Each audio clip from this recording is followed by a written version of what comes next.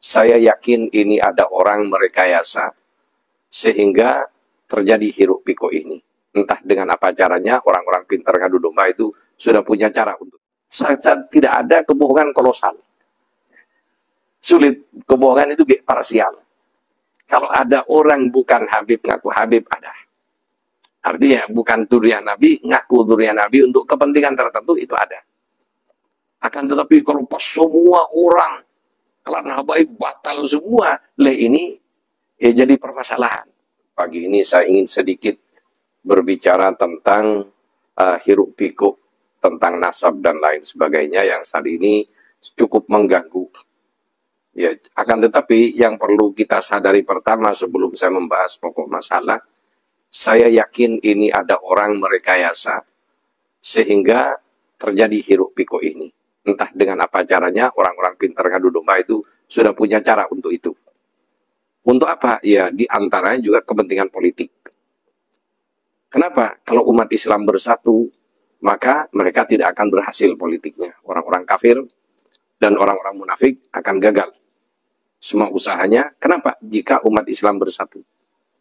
Oleh karena itu, yang pertama dengan masuknya Syiah, dengan masuknya Wahabi, terjadi hiruk pikuk, terjadi perdebatan, terjadi pertengkaran, dan bahkan terjadi disintegrasi dalam tubuh umat Islam. Kemudian belum selesai ini, masuk perkara yang lain. Ya. Sampai urusan kecil, kayak masalah adzan, kayak masalah speaker di masjid. Ini yang dipermasalahkan sehingga timbul hiruk pikuk di masyarakat, dan masyarakat Islam khususnya, akhirnya energinya tercurah untuk membahas perkara-perkara khilafiyah yang sudah diselesaikan oleh ulama-ulama terdahulu. Kemudian yang terakhir ini yang lebih dahsyat lagi. Kenapa? Ya, setelah Wahabi dengan Ahlus Sunnah ini sudah tidak nyambung, sudah terjadi gap yang begitu besar, maka belum puas mereka untuk mencah belah Islam lagi biar lebih kecil-kecil lagi. Bagaimana? Nah, kalau yang umat Islam yang dari seperti Muhammadiyah, Persis dan lain sebagainya, itu sudah oke lah. Itu mereka kayak di Persis ini sudah memang tidak respon dengan kata Ahlul Bait dan cucu-cucu Nabi. Nah, tinggal yang respon dengan mereka, terutama orang Nahdlatul Ulama, orang NU. Maka orang NU ini harus dipecah belah dalam tubuh NU sendiri. Dan untuk yang paling bisa sukses memecah belah itu harus pakai orang NU. Dan ini sudah ada sejak zaman Belanda. Kemudian ya makanya juga dibahaskan masalah ini zaman masa lalu dan lain sebagainya, yang mana kita tidak tahu aslinya di lapangan bagaimana, kenapa kok mereka ya terpaksa kompromi dengan Belanda dan lain sebagainya, sehingga kalau kita hanya melihat fakta yang zahir nanti bisa suudzon dengan tokoh-tokoh kita. Ya contohnya aja, tidak usah repot-repot, yang di Nahdlatul Ulama sendiri. Jadi seperti Mas Umi menolak gabung dengan Nasakom. Pokoknya Islam saja murni, ya karena mereka memang berjuang untuk pemurnian Islam menurut versinya, maka mereka menolak. Akibatnya, ya di blacklist dari politik Indonesia. Ya. Kemudian, NU, kenapa kok terpaksa nerima? Ya, saya yakin para guru-guru kita yang sepuh-sepuh, yang mereka rata-rata orang arif billah, ya, yang sudah ma'rifah kepada Allah, sehingga urusan dunia juga mereka ma'rifah dan mempunyai kebijakan tersendiri, maka ya walaupun mereka mengorbankan harga diri dan bisa jadi mereka tidak dipercaya umat karena menerima Nasakom. Ya banyak yang tadinya simpati, hilang simpatinya. Akan tapi mereka punya alasan. Kenapa? Ya di antara alasan yang saya pernah dengar dari orang-orang sepuh, ya, dari lisan muridnya kayak Haji As'ad Syamsul Arifin, beliau mengatakan kalau ditolak nanti NU dibekukan, kita tidak punya wadah untuk berbicara, tidak punya saluran untuk masuk ke parlemen dan lain sebagainya. Sehingga jika seperti itu, maka suara kita nanti akan tidak pernah didengar lagi. Kenapa? Sudah tidak resmi. Sehingga mereka terpaksa menerima itu adalah sebuah keterpaksaan dan karena situasi politik. Sehingga dalam perang pun juga ada gencatan senjata. Gencatan senjata bukan berarti kalah, bukan berarti, tapi untuk menyusun kekuatan. Dan agar supaya kita tidak hancur, ya, ludes sama sekali. dan lain sebagainya. Alasan-alasan itu kita husnudzon dengan tokoh-tokoh pendahulu kita. Termasuk kenapa kok menerima demokrasi, kok tidak langsung Islam aja, 80% umat Islam. Di tetangga sebelah kita, negara sebelah kita, ya sekian persen aja sudah bisa menegakkan syariat Islam. Kok di Indonesia begini. Ya, jadi jangan sampai kita terlalu suudzon dan juga skeptis dengan apa yang diperjuangkan oleh pendiri-pendiri Republik ini. Kenapa? Saya yakin para ulama, ya, zamannya Qasim Asy'ari, Kyai Wahid Hasyim, yang pada saat itu menjadi panitia orang-orang yang memperbincangkan termasuk teks proklamasi dan lain sebagainya yang mempersiapkan kemerdekaan Indonesia, dan itu juga sebagian besar umat Islam. Kemudian mereka juga mempunyai pertimbangan-pertimbangan strategis dan politis yang didasari dengan pemahaman ilmu, ya, bukan hanya sekedar fikih, ya usul fikihnya. Kemudian mereka juga menguasai semua fan ilmu dalam agama ini, sehingga terkesanlah mereka itu ya, lembek dan sebagainya. Tapi ini dinamika, ya, dinamika pemahaman dan juga bagaimana dinamika dakwah dalam kancah internasional dan kancah nasional di negeri kita.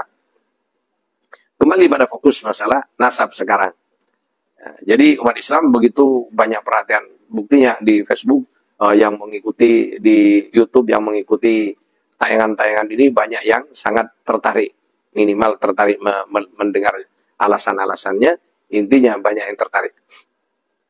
Kemudian ya dari yang tertarik itu terjadi kontraksi, yang setuju dengan tidak setuju. Ini. Dan mereka berhasil, orang yang ingin memecah belah umat Islam sudah berhasil dengan cara ini. Mereka menemukan caranya memecah belah antara Nahdlatul Ulama yang notabene ya para habaib itu yang ada itu kebanyakan orang Nahdlatul Ulama, walaupun mereka mempunyai organisasi tersendiri yaitu Al-Khairiyah.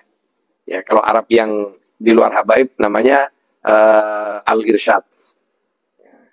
Jadi Al-Irsyad ini ya yang Wahabi, Al-Khairiyah yang Sunni.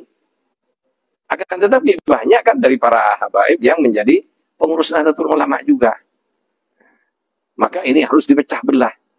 Kemudian di masyarakat memang ada fenomena, memang tidak bisa kita pungkiri. Di antara habaib itu juga menyalahgunakan ya kondisi mereka, kedudukan mereka, ya ada yang meres-meres umat ya, dan lain sebagainya. Ada yang merekayasa dakwahnya untuk sumbangan dan lain sebagainya. Nah, ini perkara lain yang tidak terkait secara khusus untuk kita bahas. Dan ini perlu kita luruskan bertahap dengan cara yang baik, jangan sampai menimbulkan desintegrasi dan kekeruhan yang tidak pernah bening lagi, sehingga umat Islam nanti tidak bisa melihat dengan objektif. Apalagi orang awam, kasihan. Jadi para pemirsa, para ikhwan rahimakumullah, ya. Jadi kita pertama dulu sebagai ikhwan Thariqah Tijaniyah. Saya berbicara sebagai ikhwan Thariqah Tijaniyah, perlu diketahui Syekh radhiyallahu an amat sangat menghormati para ahlu baitin Nabi sallallahu alaihi wasallam, di mana beliau adalah ahlul bait juga dari klan Al-Hasani. Karena ayahanda beliau Al-Hasani. Kita yang perlu kita tanamkan yang pertama, ya, bohong, ya. Berbohong, apalagi berbohong tentang nasab ini adalah bahaya besar dan neraka. Dan saya yakin, ya, para habaib Bani Alawi, kalau memang nasabnya tidak nyambung, tidak akan pernah berani mengklaim seperti itu. Apalagi memberikan silsilahnya kepada keturunan mereka. Ini, kamu begini sih. Bin sampai nyambung kepada Nabi Sallallahu Alaihi Wasallam. Karena hadisnya sudah jelas. Orang yang berbohong atas nama Nabi atau berbohong kepada Nabi, ya, falyatabawa maq'adahu minan nar. Maka siap-siap aja masuk neraka. Itu. Oleh karena itu, ya ini pandangan husnudzon. Jadi tidak ada kebohongan kolosal. Sulit, kebohongan itu parsial. Kalau ada orang bukan Habib ngaku Habib, ada. Artinya bukan dzurriyyah Nabi, ngaku dzurriyyah Nabi untuk kepentingan tertentu, itu ada. Akan tetapi kalau pas semua orang klan habaib batal semua, ini ya jadi permasalahan. Sementara baik keilmuan mereka dan juga ya keberadaan mereka dalam struktur kewalian yang masyhur di berbagai belahan dunia. Dari mereka sejak dulu sampai dengan saat ini masih banyak yang zahir kewaliannya dan diakui oleh wali lain yang notabene yang mengakui itu adalah klan ya dari dzurriyyatun Nabi, dari Ahlul Bait yang bukan Ba'alawi. Ya pokoknya seperti Syed Alawi Al-Maliki. Beliau adalah orang Maroko. Leluhur beliau orang Maroko Al-Hasani, bukan Ba'alawi. Dan beliau mengakui para habaib itu.